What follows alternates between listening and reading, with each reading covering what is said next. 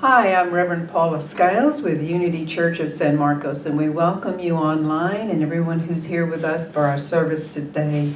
And we are grateful that you're with us. And we are blessed to have India Taylor as our musician, and also our guest speaker today is licensed Unity teacher Linda Gillespie. So we invite you to sit, be comfortable, make yourself comfortable in some way, as we have a message of inspiration for your life. Linda? Well, let's put this little guy right back up here.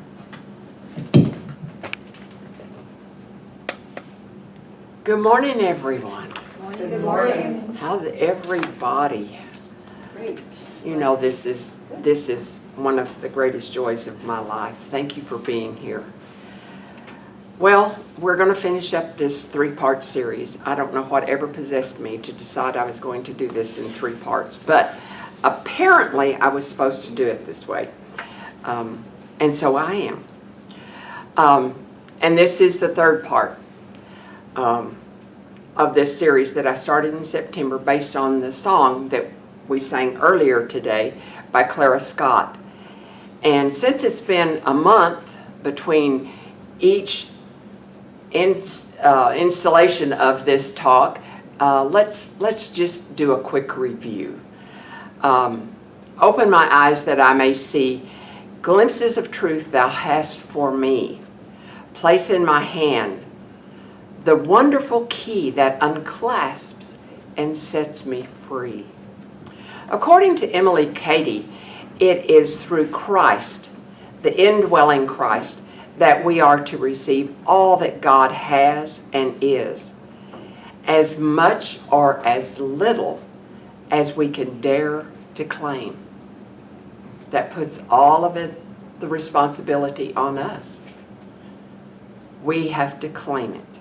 We come to a place where our search for truth, capital T truth, must no longer be for rewards. It must no longer be our seeking a creed to follow, but it must be for our living a life. Living a life. Every right thought that we think, every unselfish word or action is bound by immutable law to be fraught with good results. But in our walk, we must learn to lose sight of the outcome. We must instead seek to be the truth, consciously, to be love, to be wisdom, to be life. And let results take care of themselves. I must open my eyes to see all that God has for me, the freedom that is mine for the claim. And in that talk, I mentioned that old TV commercial from Mervyn's retail store a long time ago. And it showed a woman running up on a sale day to the glass door before the store opened, and she pressed her face against the glass, and she said, "Open, open, open." And so that's part of how this all came to be. There was obviously something inside this store that she had a very strong desire to have at a price that she saw value in.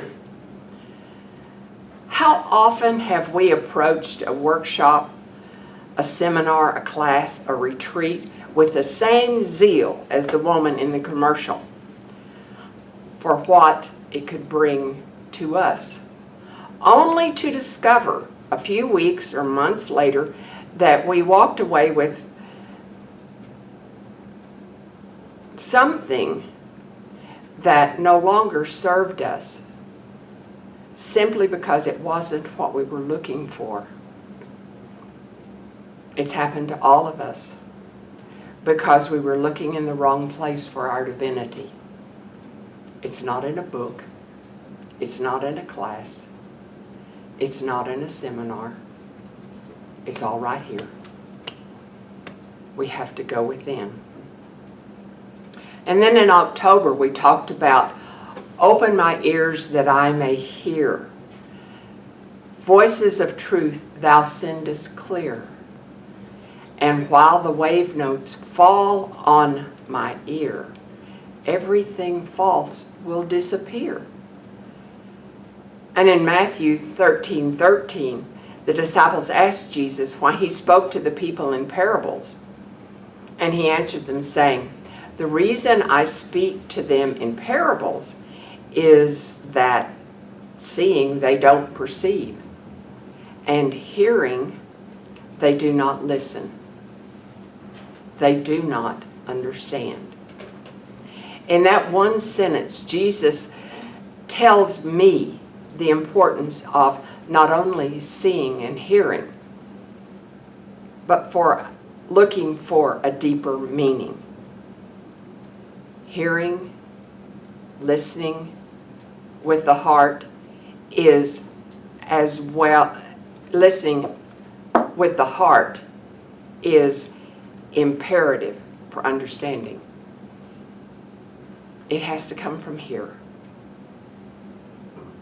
Listen for that small, still voice of God that some might refer to as intuition, a gut feeling, trusting the wave notes that fall on our ear. And everything false disappears. Thich Nhat Hanh once said that when you listen deeply, you help people suffer less. People includes ourselves. We are people in this statement. So today, let's dig deep into this third verse. Open my mouth that I may mouth and let me gladly bear the warm truth everywhere. Open my heart and let me prepare love with thy children everywhere. In this verse, Scott speaks to the importance of having an open heart and a willingness to share our beliefs, our love with others, to graciously share what I have heard from the voices of truth that are coming to me while everything else just disappears. Those false beliefs, those old beliefs that I learned, as Don Miguel Ruiz says, in the process of domestication of humans. Open my mouth and let me bear gladly the warm truth everywhere. Open my heart and let me prepare love with thy children thus to share. The first phrase of this verse is pretty easy for me. It's what I'm doing right here, right now. I'm sharing with you. Gladly sharing with you what I've heard, what I've experienced. But this is not the only way for me to gladly bear the warm truth. I can stand tall in the truth of my being and speak the warm truth when I smile at someone that I do not know in the grocery store or anywhere for that matter. I can speak the warm truth when I recycle, when I compost. That's the warm truth for the earth and for us as well. I can speak the warm truth when I vote. I'm expressing my opinion.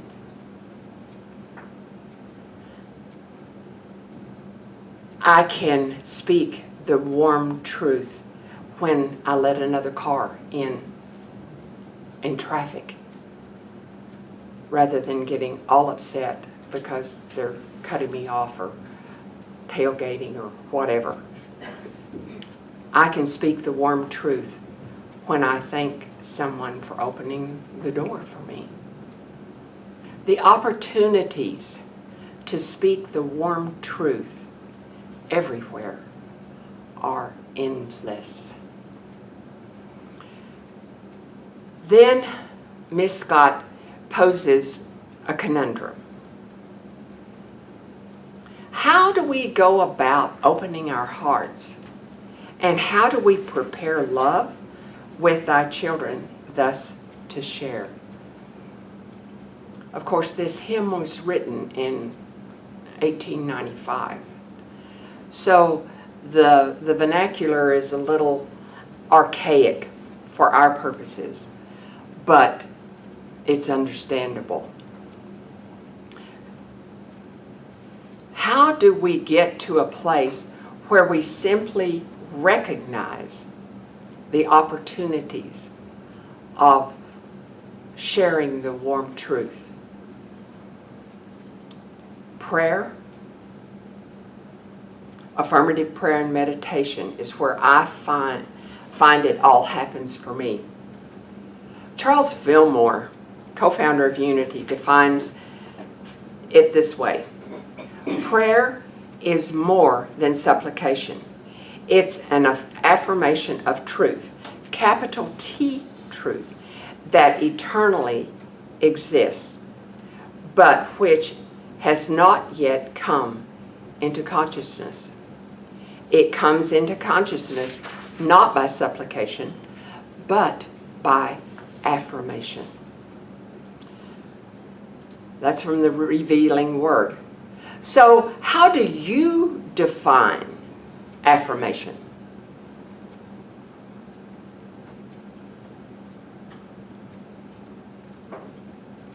What is an affirmation for you? Positive,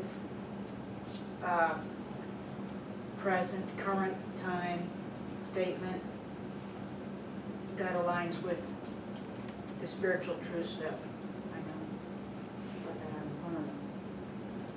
Very well, very well. A current statement of truth for you. Right. Very good. Yeah. Anybody else? Well, for me, it's realizing first what it is that, not just what I want, but what I need in order to, become the person that I know I can be.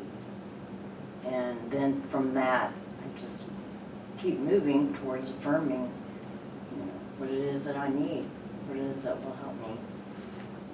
And if I'm wrong, then hey, it's part of life. You can always create a new one. Yeah. What? An I am statement. An I am statement. Yes. Positive, like I am love, I am peace, I am kind, whatever. I am love, I am peace. Yes. Yes. And recognizing not only what you want, but what you need. And then formulating a statement that says that. Good work, guys. That's impressive. Recently, I have had my understanding of affirmative prayer deepened by a definition of affirmative prayer given in Reverends Linda Martella Whitsitt and Deanne Weir Morrissey's new book on the subject, Discovering Your Divinity, a modern guide to affirmative prayer. I've just barely opened it. It's brand new, hasn't been out very long at all. About a month or so. Yeah, about a month or so, not long. And I'm going to share with you what they had to say in the very, very beginning of the book. Traditionally, prayer is understood as a solemn request or a statement of thanks addressed to a deity or a higher power. It presumes powerlessness and divine intervention toward a desired outcome. Affirmative prayer is a completely different form of prayer. The teaching of oneness, meaning that there is only one divine power, and therefore God and humanity are one in absolute truth, changes prayer. Rather than presuming the power to seek is outside and separate from us, affirmative prayer empowers us to respond to life's circumstances by drawing upon the truth of oneness. We can recognize, claim, and embody the fullness of our divinity in the midst of our human experience. The truth we affirm is the reality of God as the one and only power behind all that can be. The truth is one and is the one and the only power within us and all around us, our divine identity. The truth is that we are able to recognize and realize our divine nature by which we can express abundant life, love, strength, and faith amidst any circumstances. When we achieve through means of affirmative prayer, it is not a specific outcome, but a spiritual authority to claim and realize our own spiritual power. An affirmation is a statement of truth used as an anchor for our mind. And this is just exactly what every one of you that spoke a minute ago were doing. It is an anchor used as, it is a statement of truth used as an anchor for our mind. Just as we know the sun is shining today behind a cloudy sky. Just as we know that to be true, we can hold the truth about wholeness, abundance, and harmony while moving through illness, financial strain, and disharmony. Recognize that the wholeness, abundance, and harmony are examples of way that we can describe the power of God. That power we realize in prayer is the power within us as well as around us. In prayer, we begin to see that we are not, therefore, powerless. In fact, we are powerfully able to cooperate with the ideal of wholeness, abundance, and harmony. Affirmative prayer is empowered prayer.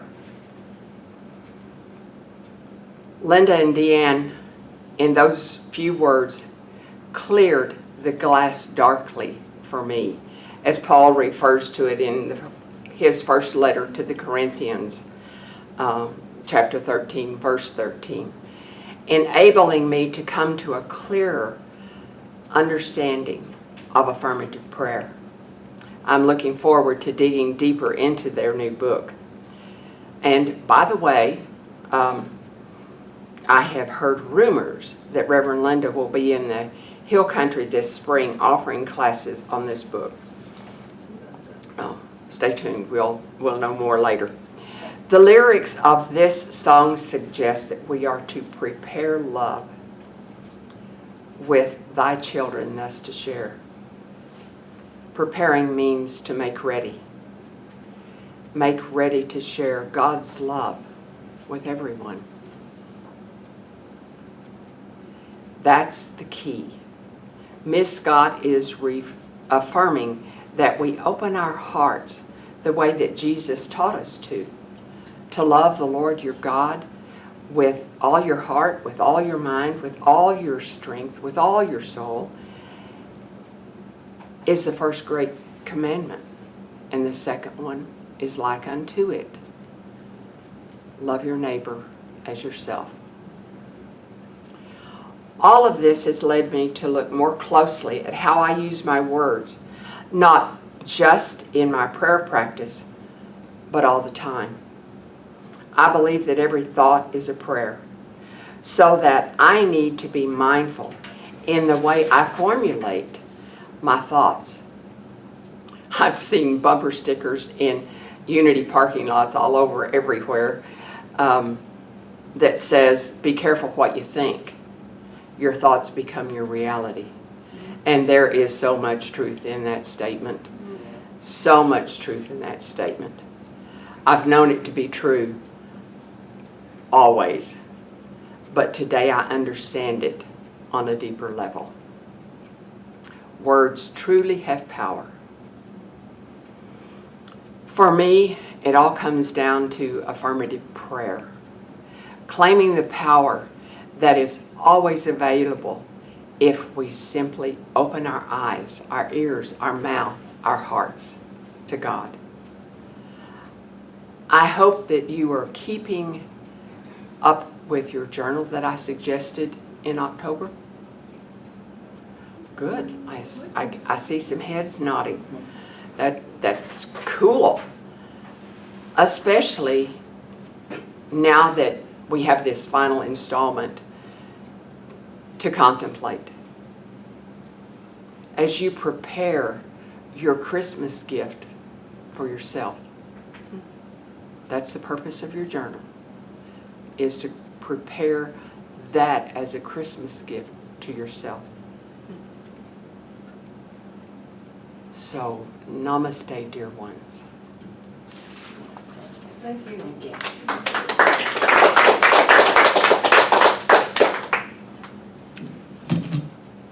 Okay, so we're going to move into our meditation time.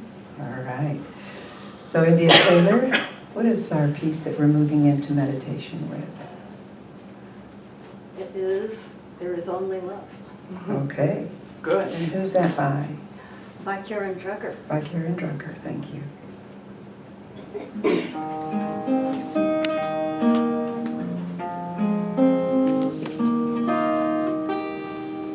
In this moment, in this place, I remember who I am, letting fear and worry fall away from me. I open my eyes and see there is only love. There is only love. Love that heals, love that sets us free. There is only love. When I lose myself, when it seems I've lost my way,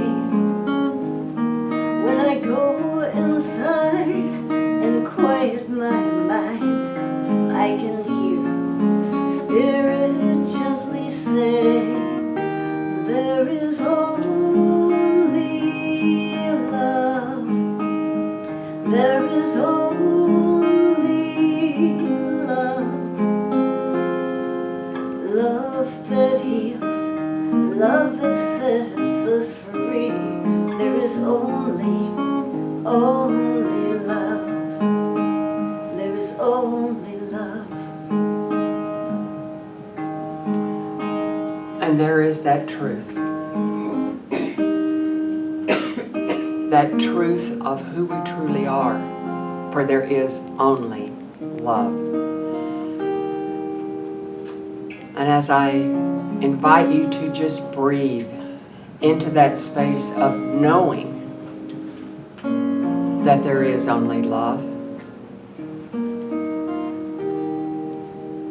with 3 very deep, cleansing breaths.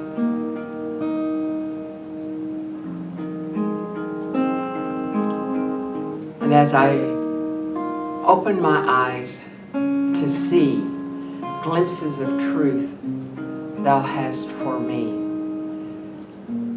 placed in my hand is a wonderful key that unclasps and sets me free. And as I open my ears, that I may hear the voices of truth, thou sendest clear. Those wave notes of intuition and just plain old gut feelings fall on my ear, and everything else just disappears. As I open my mouth and gladly bear the warm truth everywhere,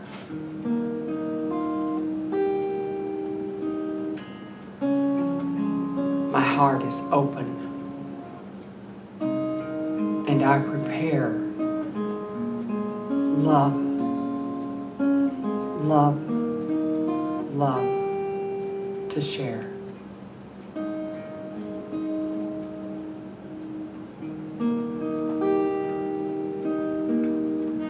Silently,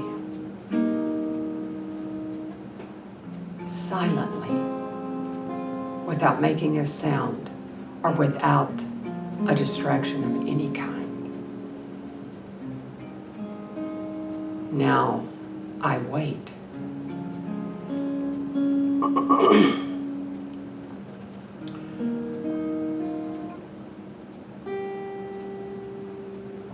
Wait means to hope, to anticipate, to trust.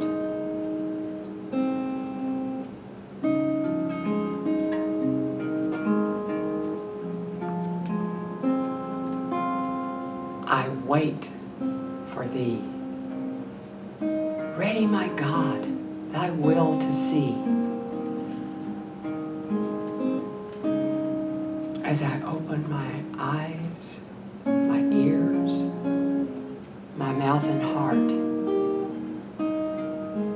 illumine me, Spirit divine. And as we sit in the silence, we allow this to transpire.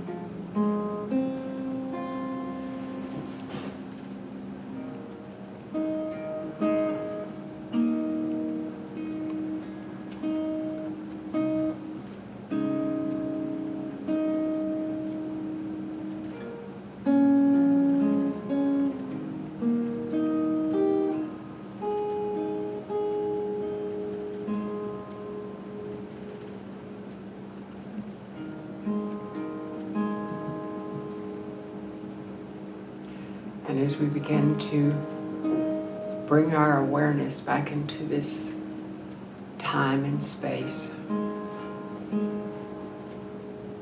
we affirm the fact that we know, the truth that we know. I am love. I am peace. I am presence. I am joy. And so it is.